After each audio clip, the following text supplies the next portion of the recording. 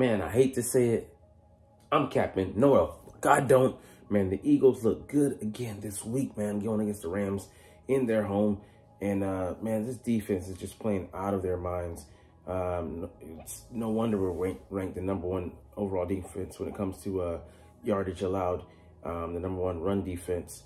I know top 5 in pass defense. It's crazy.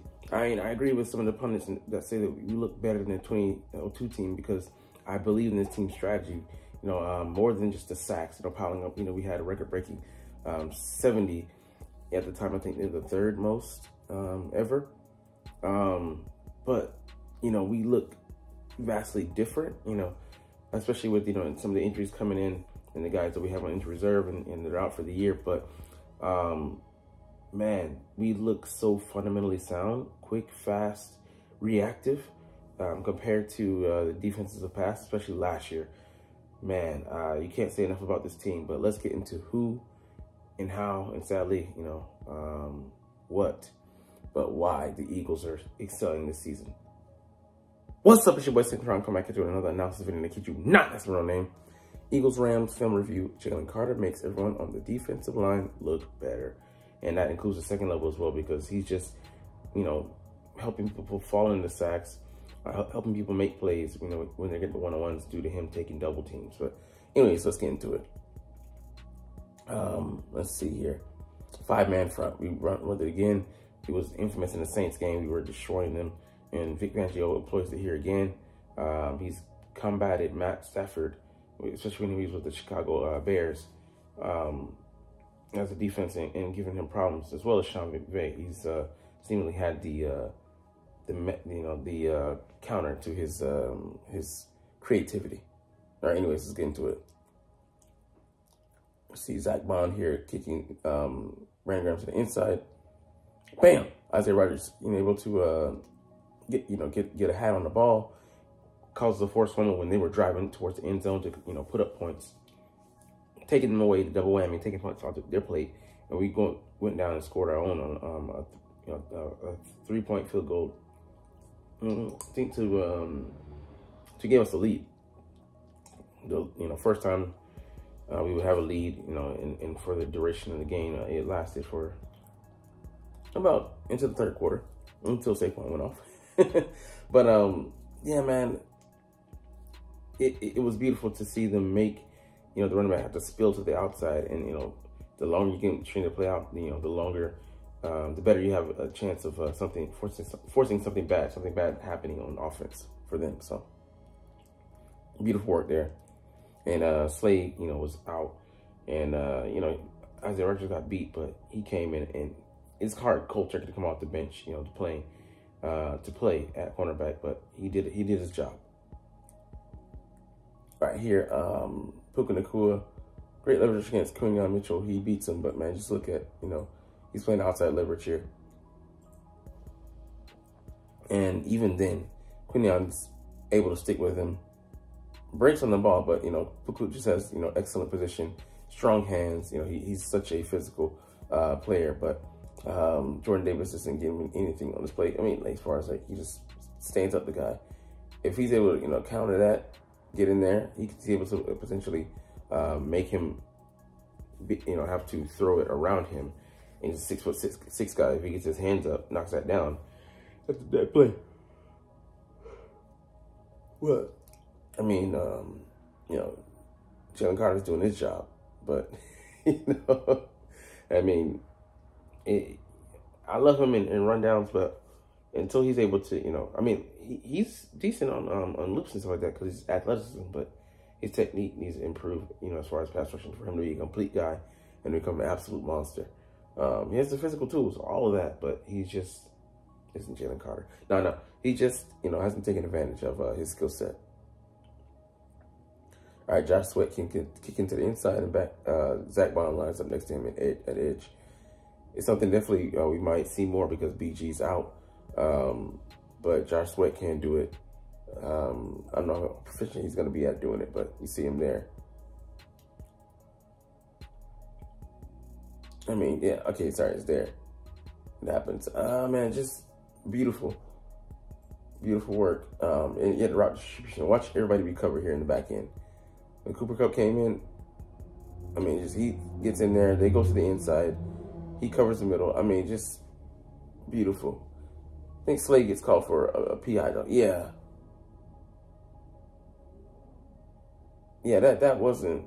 Let's see what the refs were seeing. Yeah, the tug. I think it was the tug of the jersey. It was inconsequential because he didn't impede the guy. But refs see someone holding a piece of cloth and they're just gonna throw the flag automatically. So, and there was some kind of there's two ghost plays, but you can't lean on those. You can't bank on those. So you just gotta play clean technique, and the guys, they'll get away with some and they'll get called for some. Ed Reed blank shit, I like that.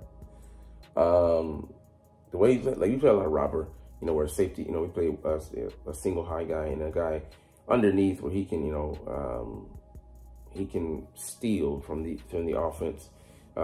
Play guys under, make the quarterback have to look elsewhere, have presence, but also, this is how he gets a number of his picks. It looks like the same on all 3 picks. He comes under and undercuts the receiver because he's playing that robber role, and he has the guy over the top watching his back, so he's free to kind of be more aggressive.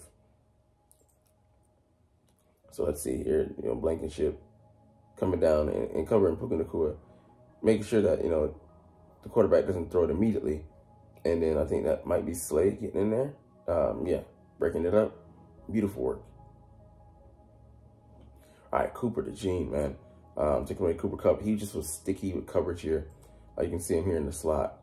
I mean, just takes away the route, gets physical, jams him at the line.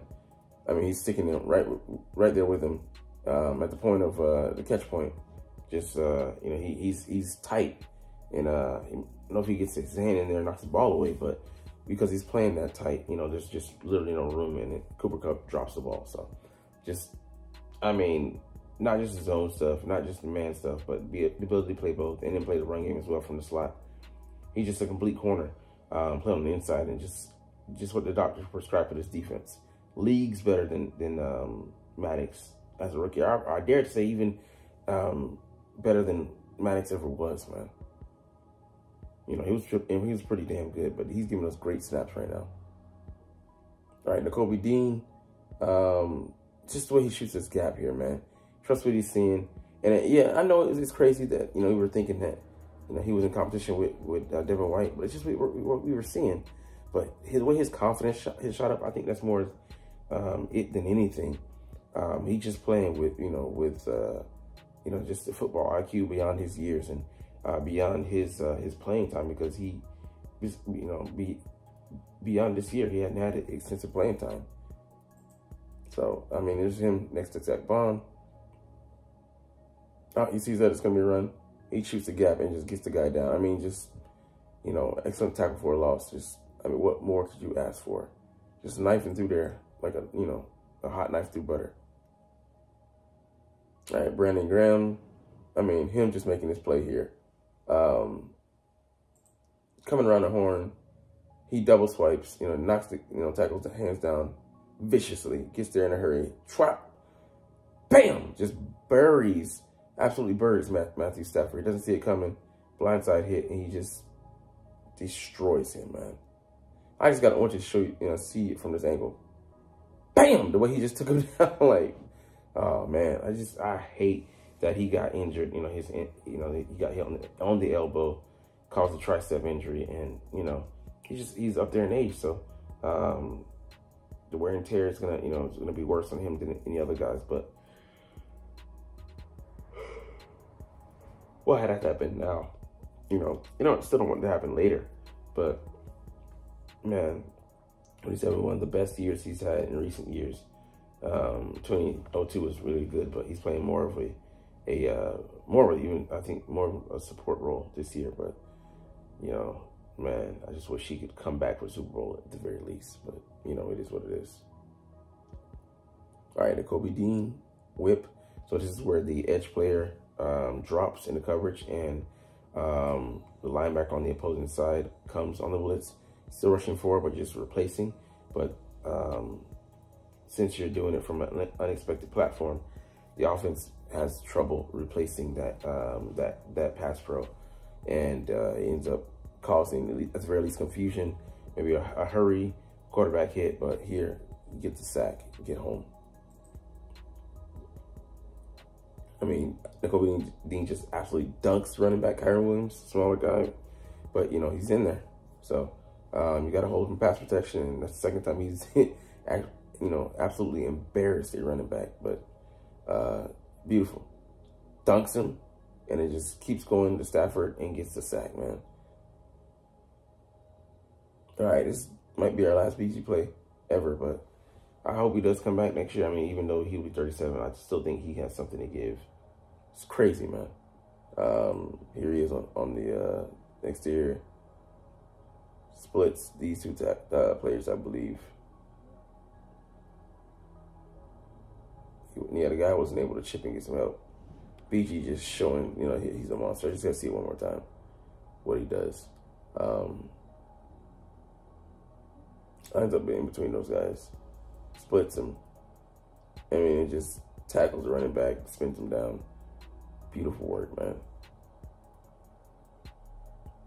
All right, this here is a Avonte Maddox snap. When he's in there, I don't trust him. I'll be honest with you.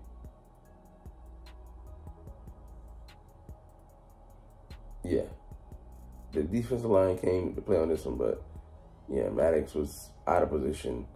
I mean, just sucks. Williams just caught him by surprise. I mean, I think that's because Jalen Carter. Let's look at that again. There's Jalen, the bread man. Yep, taking on double team. They're focused solely on him, and then they're just standing turnstiles. And then your boy Milton sinks to the back and gets his second sack of the game. Lovely. All right, this Milton Williams sack is, again, because get Jalen Carter. So he plays excellently off of him, showing that, you know, he makes those plays out there. All right, you can see him with the club. Bam, shoots through the gap. Steps right into Milton Williams, coming around, you know, kind of looping around like almost a tackle stuff. But, man, just Jalen Carter, man, just unstoppable. Doubled on like 70% of the plays, still out there making plays, you know. Diving through, I'm like, what the hell are you doing, Jalen? I hope he didn't get, I think he got hyperskin on that, but he wasn't on an injury report. But something to monitor, to be cautious of. But, man, excellent game. We won't be able to rush the next quarterback, Lamar Jackson, like that. But I'm interested to see how we do approach him, because he's a tough puzzle to solve.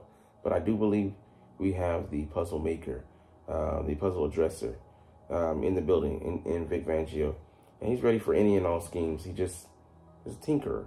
You know, he tinkers with things, you know. He puts together game plans, you know, using the players' strengths, having that at their disposal. I mean, having that trust at their disposal.